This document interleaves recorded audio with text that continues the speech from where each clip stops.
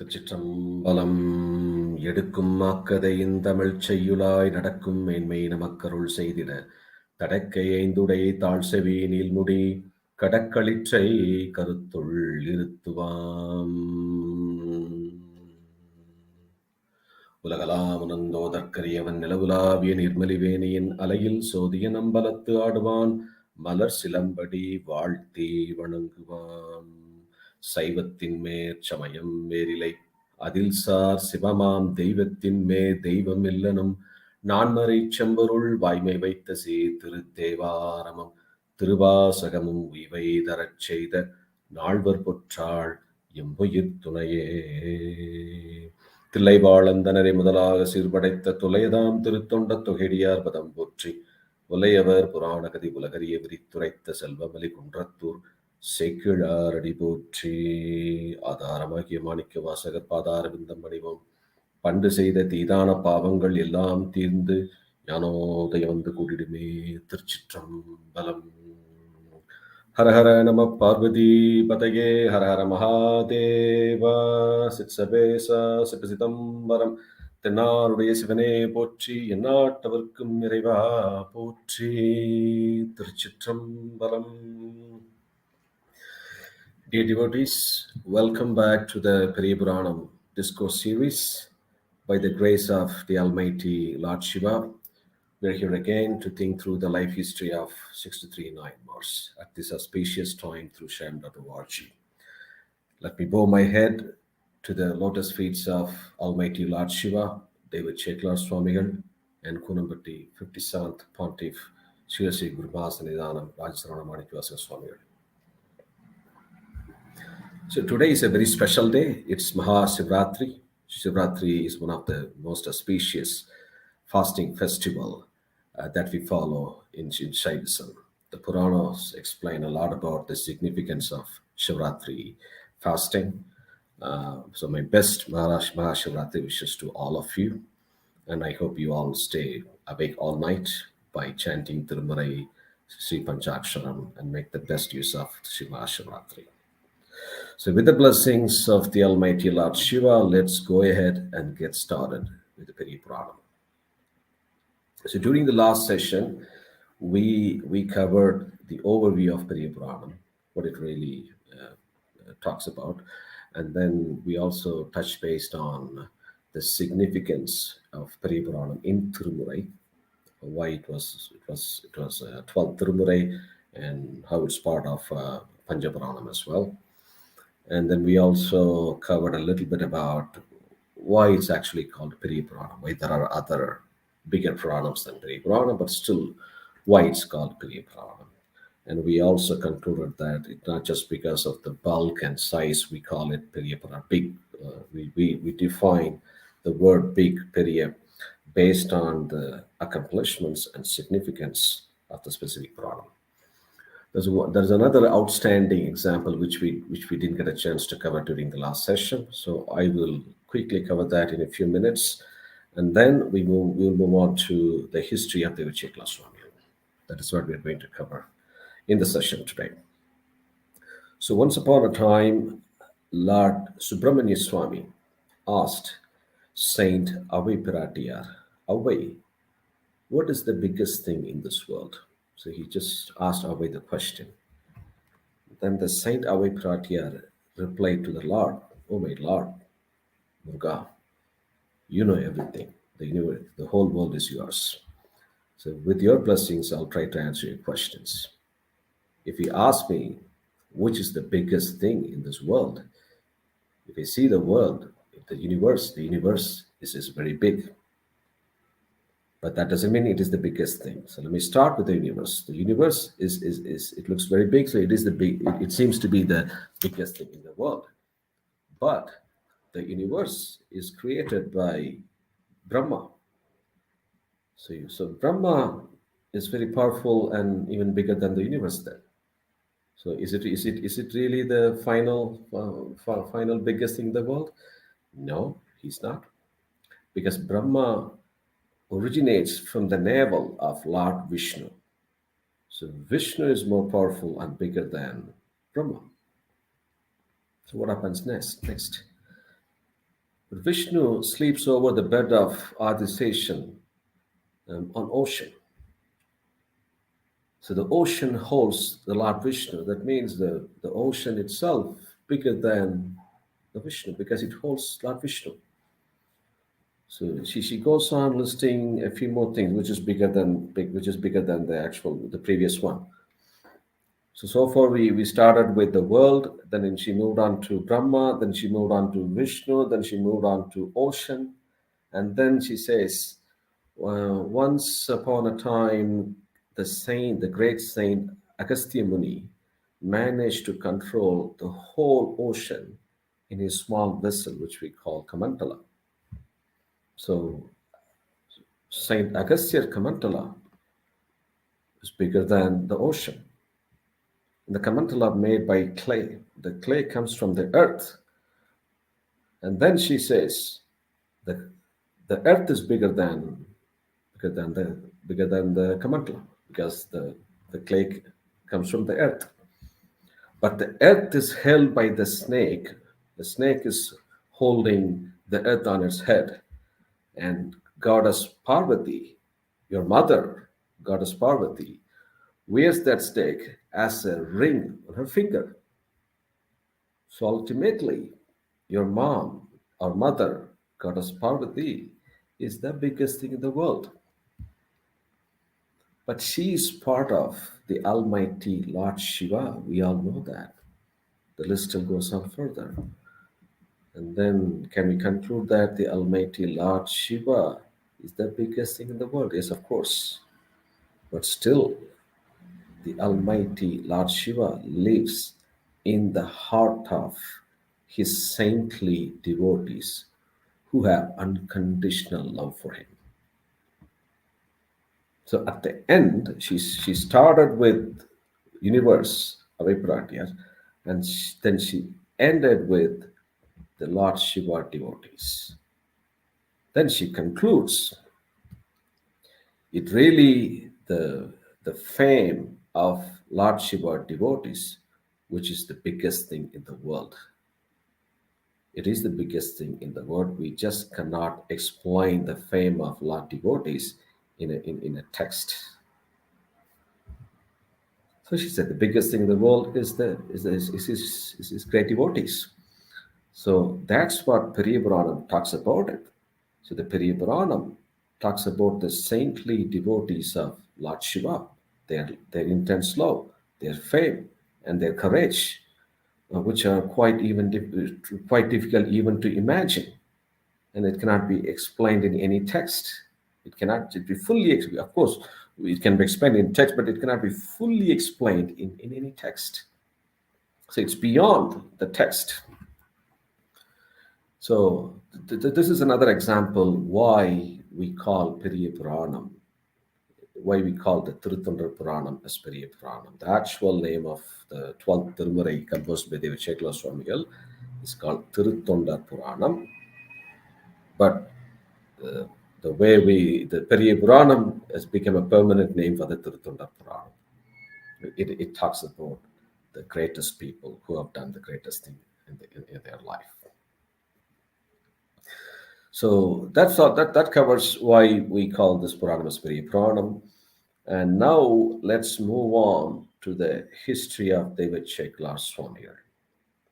So the history of Devachekala Swamigal is explained in detail in Tirutondar Purana Varalar, composed by Srimad Mahadi Sivacharya Swamigal, who's one of the four saints of Sandana, Saiva Sandana Kuravar. The Tirutondar Purana Varalar is also called as Sheklar Purana. Okay, so everything what I'm going to say now in this class, the history of the Devachekala Swami, reference is taken from Sri Sheklar Puranam, composed by Sri Mahadi Sivacharya. So let's move on to the history of Devachekala Swami. In ancient times, the northern part of Tamil Nadu used to be called Thondai Nadu. Thondai Nadu. And when I say Thondai Nadu, currently it refers to the area where we have Chennai, Sengalpattu, Kanchipuram, and so on. was the northern Tamil Nadu, northern part of Tamil Nadu. So at that time, Tondai Nadu was divided into several regions called Kotam. Kotam means a region. Region. So there are 24 different Kotams that made the whole Tondai Nadu. One of the key Kotams was Puliyur Kotam. In Puliyur Kotam, there was an internal division which was called Kundraivala Nadu, Kundraivala country. Okay. Kundraivala Nadu, and Kundratur was the capital of that Kundraivala Nadu. We still have Kundratur close to Chennai. Those who live in Chennai who knows it's pretty close to Tirupur. So Kundratur was the native town of David Cheklar Swamigal. So several centuries ago, the great Chola emperor Kariyala Cholan had settled 48,000 of Velalar families across the Tondai Nadu. Across the Tondai Nadu. Velalar community has several sub-communities, and one of the sub-communities is called Chekular. So the name Chekular comes from a community name. It's a part of Velalar community. So the Chekular sub-community was very distinguished and advanced in the field of agriculture. And also some of their community, some of the members from that community were even serving on key administrative positions in the Chola nation, like ministers, army commanders, and so on. So the Chekla Swamiyal was born in that community, Cheklar community. Swami's parents gave him a very divine name called Arun Moli Devar. Arul Moli Devar, which means the Lord of the divine language. Everything that came out of David Chekla Swami's mouth was so divine. And it's always my personal experience as well, since I have learned Periyapuranam.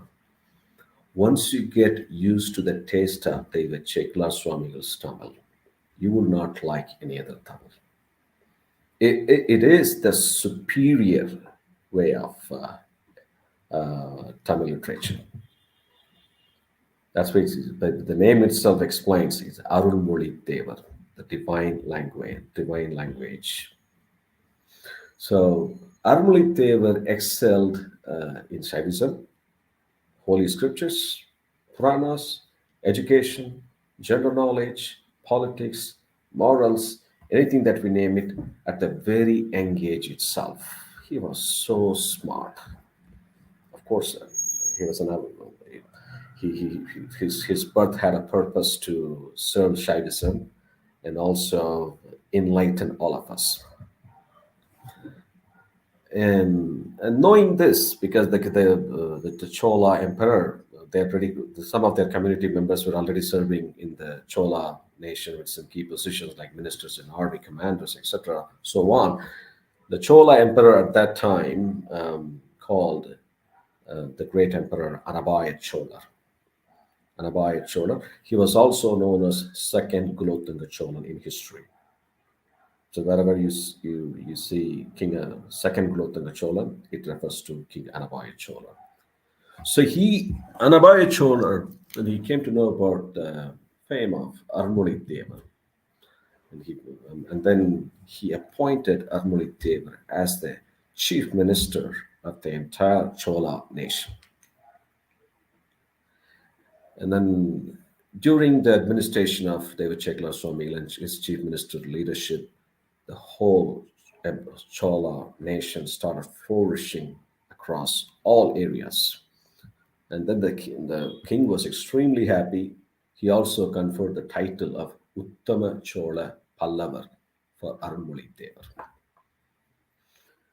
David Chekla Swamigal, since he excelled in Shaivism, Holy Scriptures, Puranas, everything at the very young age itself, he was so devoted to the Lord in Tirunageshwaram temple, a famous temple near Kumbakonam.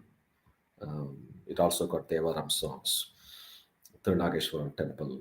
And then Tirunageshwara Swami was his Anmartha Swami.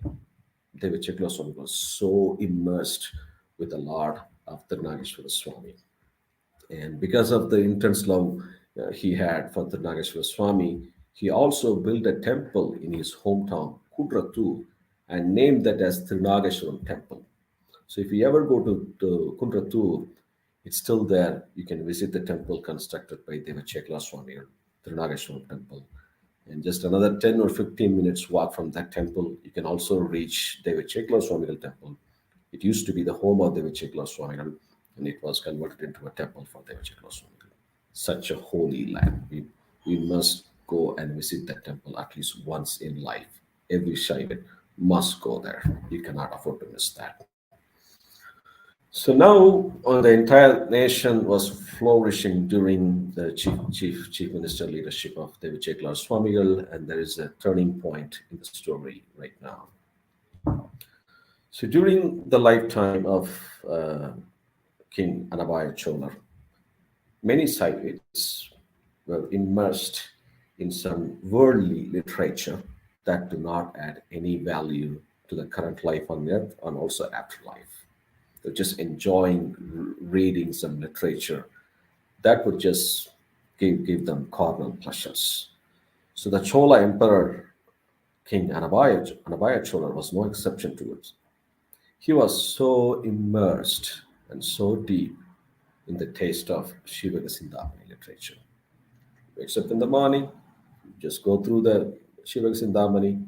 He will enjoy every line of it, and he will spend the whole time with the other Tamil poets talking about Shiva Sindhamani, and then he goes to bed. Then David Chekla Swamigal was noticing this for a long time. Then he felt very concerned to notice these changes in the king because this will have a significant impact on the people and the country if the king was so immersed on a literature that is way off from Shaivism and its philosophy. That's not gonna do any good things to the country. Then he decided, David Chekla Swamigal decided to rescue the king from the literature that just gives carnal pleasures, talks about worldly stuff, and divert his attention to the life history of 63 Nayanmars. It was also his duty as a chief minister to ensure that to direct the king in the right path when he sleeps. So it was his duty as well. Then David Chekla Swami went to the king and he explained the king the defects of the literature that he was so interested on. And then it explained that this literature focused on just some volatile stuff, carnal pleasures, and then he emphasized the merits of Shaivism before it became too late, which is very important. So before it became too late, he acted immediately. If we want to fix something, we need to act at the right time before it becomes too late. And Swami did that exactly. Then he asked the king Anabaya, the Chola emperor, my king, I have been noticing this over the past few days. And you are so immersed in Siva Sindhamani, and you continue to neglect the scriptures of Siddhanta Saivam, and you read the literatures that just give you the worldly pleasure instead of reading the Shaiva scriptures. As you know, Shaivism is a superior philosophy, which has the greatest scriptures that would help elevate ourselves into the next level in our spiritual journey. And let me give you some examples, my king. Do you think a wild river become a lovely waterfall at any time? No. Can a shooting star become a cool and lovely full moon? Never. Can the hot wind from a fire become a breeze with the fragrance of flowers? Never, ever. Just like these things will never happen, you cannot attain what you really need to accomplish with these worldly literatures. Then the king got puzzled by the questions raised by Devachekla Swami. Then he looked at him And he asked Swami, what do you wish to convey? Arunmali Deva, what do you wish to convey? If this literature is not going to help me with my current life and afterlife, which scriptures will help me? Then Arunmali Deva replied to the king, my king, only the stories of the Almighty Lord Shiva and his 63 saintly devotees will help us in this life on earth and also afterlife. None of the other literatures will do. And then the king stop there, Swami. Okay, stop. Let me ask you these questions. What are those stories on Lord Shiva and his devotees? Which literary work explains all these stories? Who are well versed in these stories? Are they new or old? Tell me the name of the work which has answers to all my questions. And he posted the string of questions. And those questions made Devachekla Swami feel really happy because he was exactly expecting those questions. By addressing those questions with the right answers, will enlighten the king with the truth. So he was exactly expecting those questions. Sekla Swami was very smart, right? And then Devachekla Swami said, my king, let me answer you all those questions.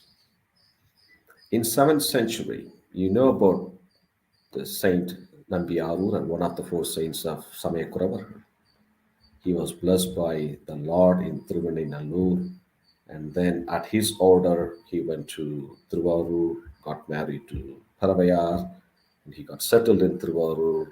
Once he went to the Thiruvarur temple. When he entered the temple, on the right side, he looked at the Shiva devotees, the great Shiva devotees praising the Almighty Lord Shiva in Devasirian hall.